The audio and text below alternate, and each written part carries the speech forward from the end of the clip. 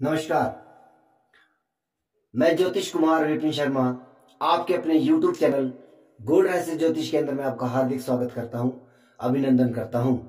प्रिय बंधुओं, सबसे पहले आप सभी को हार्दिक धन्यवाद जिन्होंने कि मेरे वीडियो को सराहा, इस चैनल को सब्सक्राइब किया, शेयर किया और उसमें कमेंट छोड़े।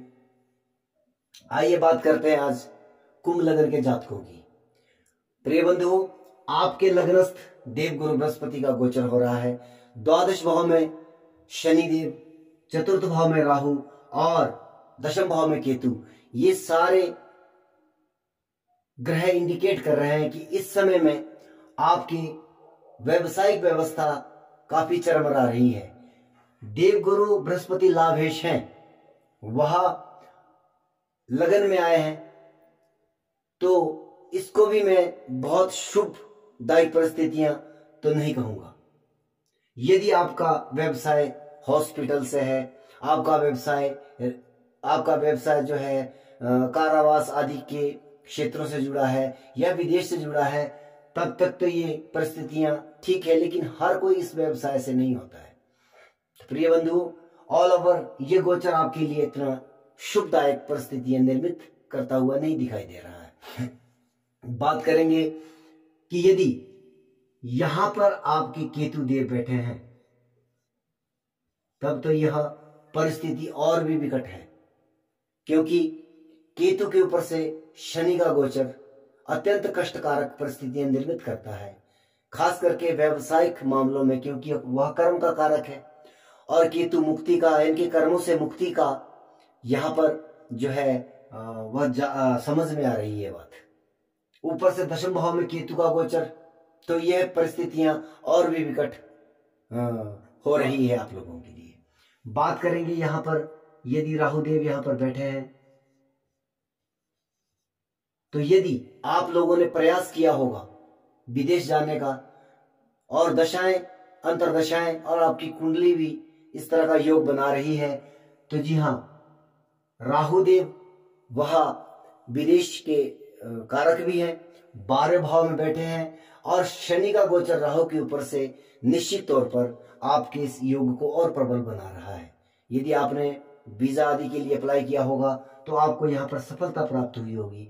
अनदर व्यवस्थाएं आपकी इतनी अच्छी यहाँ पर नहीं दिखाई दे रही है।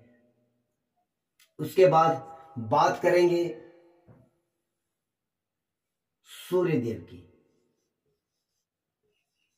प्रिय बंधु, सूर्यदेव आपके सप्तमेश भी हैं और यह सूर्य जो है वह सरकारी व्यवस्थाओं का कारक भी है, सरकारी कामकाज का कारक है।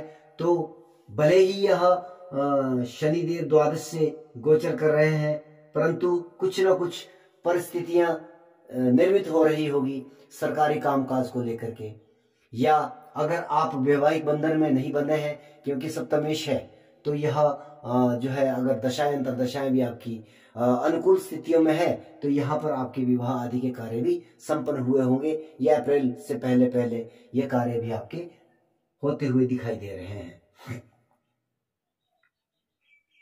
अब बात करते हैं चंद्रदेव की।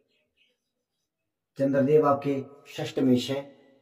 रोग, ऋण, रिपु आदि की वृद्धि यहाँ पर देखी जा सकती है।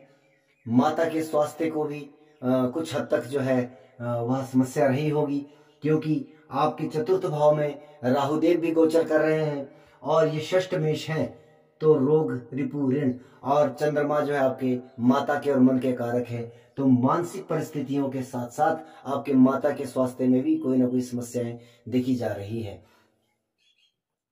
अब बात करते हैं आपके शुक्र देव की।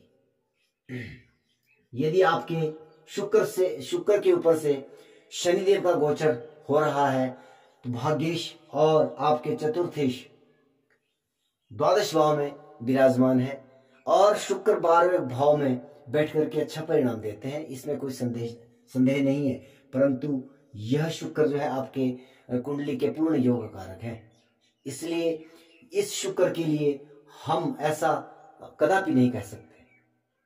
नैसर्गिक तौर पर अनदर कुंडलियों में शुक्र देव का प्रभाव अच्छा रह सकता है, परंतु भाग्य की हानि हम यहाँ पर अवश्य कहेंगे। लेकिन शनि देव का गोचर जब ऐसे शुक्र के ऊपर से हो रहा है तो यहाँ पर हम कुछ हद तक भाग्य में वृद्धि, चतुर्थ भाव यानी कि मकान, वाहन आदि का भी क्रय विक्रय आदि आपका हुआ होगा या हो रहा होगा। इस तरह की परिस्थितियां शनि का गोचर शुक्र के ऊपर से निर्मित कर रहा है। बात करते हैं देवगुरु बृहस्पति की। बृहस्पति आपके लाभेश हैं, आपके द्वितीयेश हैं। बहुत ही सुंदर परिस्थितियां धन के मामले में क्षमा प्रार्थी हूं प्रिय बंधुओं। पिछले 2-3 दिनों से कुछ स्वास्थ्य की भी समस्या है। पिछली रात्रि की मैं कक्षा भी नहीं ले पाया इसी कारण, परंतु आज कुछ थोड़ा सा स्वास्थ्य उत्तम हुआ तो इसलिए मैंने वीडियो बनाने के बारे में सोचा। गुरुदेव आपके एकादशेश और द्वितीयेश हैं, धन भाव के लिए अत्यंत धन की परिस्थितियां। लेकिन यदि ज्यादातर परिस्थितियां अच्छी किसके लिए रही होगी? जिनका व्यवसाय विदेशों से है, जिनका व्यवसाय जो है वो हॉस्पिटल आदि से है या कारावास आदि से है। इस तरह की अगर कार्य क्षेत्र में जो व्यक्ति रहे हैं उन लोगों के लिए अत्यंत शुभदायक ये अवसर रहा है और यहाँ पर उसको निश्चित तौर पर धन लाभ की संभावनाएं बन रही होंगी। दूसरी बात है ये संतान का कारक है, आपके विवाह का कारक है। तो हम भले ही ये द्वादश भाव में है, लेकिन यहाँ पर संतान आदि अगर आपने कंसीव किया होगा तो वह सरलता से जो है आपको संतति प्राप्त हुई होगी। विवाह आदि में यदि दशाएं अंतर्दशाएं आपको अनुकूल आश्वासन दे रही है तो निश्चित तौर पर ये गुरु के ऊपर से शनि का जो गोचर है वह इसमें मोहर लगा रहा है। इसके बाद बात करते हैं मंगल देव की। मैंने हर एक वीडियो में एक बात थोड़ा सा मिस कर दिया, मैं क्षमा प्रार्थी हूँ। मंगल के ऊपर से शनि का जब गोचर होता है तो वह काफी नकारात्मक होता है। लेकिन खेल जगत के जितने भी लोग हैं, स्पोर्ट्स एक्टिविटी में जो लोग रहते हैं या जिनका शारीरिक श्रम है, वह लोग इस समय में अत्यंत लाभकारी परिस्थितियों से गुजर रहे हैं, इसमें कोई संदेह नहीं है। और जो व्यक्ति इन एक्टिविटियों में शामिल नहीं है उनके स्वास्थ्य को लेकर के भी कुछ ना कुछ समस्या रही है। आपके दशमेश है, आपके तृतीयेश है, तो जो टूर एंड ट्रेवल्स, रेलवे आदि में जो कार्यरत है, लेखन क्षेत्र में जिनकी रुचि रही है या कला के क्षेत्र में, सिने जगत में भी हद तक जो है यह गोचर शनि का जो है अच्छे परिणामों को निर्मित कर रहा है। क्योंकि तीसरे भावेश के ऊपर से शनि का गोचर हो रहा है, दशम भावेश के ऊपर से शनि का गोचर हो रहा है। तो कार्य क्षेत्र में कहीं ना कहीं जो कि इन व्यवसायों में काम कर रहे होंगे उनके लिए लाभदायक परिस्थितियां निर्मित हो रही है। इसके बाद बात करते हैं बुध देव की। बुध आपके पंचमेश भी है और अष्टमेश भी है। जी हाँ, पंचमेश होने का एक अलग परिणाम है और अष्टमेश होने का एक अलग परिणाम है। अष्टम भाव हमारा पीड़ा का है और पीड़ादायक परिस्थितियां भी निर्मित हो रही है, इसमें भी कोई संदेह नहीं है। पंचम भाव और अष्टम भाव का जब मिलान होता है तो यह एक ज्योतिषीय एक शानदार योग बनता है। जो ज्योतिष के क्षेत्र में कार्य कर रहे हैं उनके लिए ये लाभदायक परिस्थितियां निर्मित हो रही है। और दूसरी बात है कि यदि कोई शिक्षा आदि की प्रणाली से जुड़ा है उस व्यक्ति के लिए भी ये लाभदायक परिस्थिति, या शिक्षार्थी हो या शिक्षक हो उनके लिए भी यह समय अनुकूल है, परंतु कुछ हद तक पीड़ादायक भी है। गुप्त समस्याएं जैसी परिस्थितियां भी ये निर्मित कर रहा है। बात करते हैं शनि के ऊपर से शनि का गोचर। प्रिय बंधुओं, यह परिस्थिति अत्यंत विकट और अत्यंत निकृष्ट है। इसके दो कारण है, खास करके कुंभ लग्न के लिए। यदि आपका लग्नेश द्वादश भाव में है तो यह ऑलरेडी पहले ही एक नेगेटिव योग बना हुआ है। ऊपर से शनि का गोचर, शनि के ऊपर से तो व्यवसायिक व्यवधान तो अत्यंत आ रहे होंगे, लेकिन यहाँ पर स्वास्थ्य के ऊपर भी आपका काफी प्रश्न चिन्ह लगा है। आपके स्वास्थ्य में भी काफी ज्यादा समस्या रही होगी। मान सम्मान आदि में कुछ हद तक अच्छा कहेंगे वृद्धि हुई होगी। विदेशों में आपका नाम बना होगा, इसमें भी कोई संदेह नहीं है। अब बात करते हैं कि शनि का गोचर किस भाव से अष्टम में हो रहा है, तो यह क्या परिस्थितियां निर्मित हो रही है। सबसे पहले बात करते हैं सूर्य देव की। यदि सूर्य देव से अष्टम में शनि का गोचर हो रहा है तो आपके वैवाहिक, क्योंकि यह सूर्य जो है आपके सप्तमेश है, आपके वैवाहिक जीवन में अत्यंत कष्टकारक समय चल रहा है। यदि आप विवाह बंधन में नहीं बंधे हैं और विवाह की इच्छा कर रहे हैं, दशाएं अंतरदशाएं भी आपको इंडिकेट कर रही है, परंतु फिर भी विवाह में रुकावटें बनी हुई है। ऐसी परिस्थितियां सूर्य देव के मिथुन आपके पंचम भाव में बैठने से शनि देव के गोचर से निर्मित हो रही है। बात करते हैं चंद्र देव की। चंद्रमा आपका षष्टमेश है। यह परिस्थितियां कुछ हद तक अच्छी भी कही जा सकती है और कुछ हद तक जो है, क्योंकि जिस भावेश से अष्टम में शनि का गोचर होता है उसकी हानि कहेंगे, तो रोग ऋण रिपु आदि की तो यहाँ पर हानि हो रही होगी, परंतु माता के स्वास्थ्य को लेकर के और आपकी मानसिक परेशानियां निश्चित तौर पर ये बढ़ रही है। इसके बाद बात करते हैं चंद्रमा के बाद मंगल की। मंगल आपके तृतीयेश है और दशमेश भी है।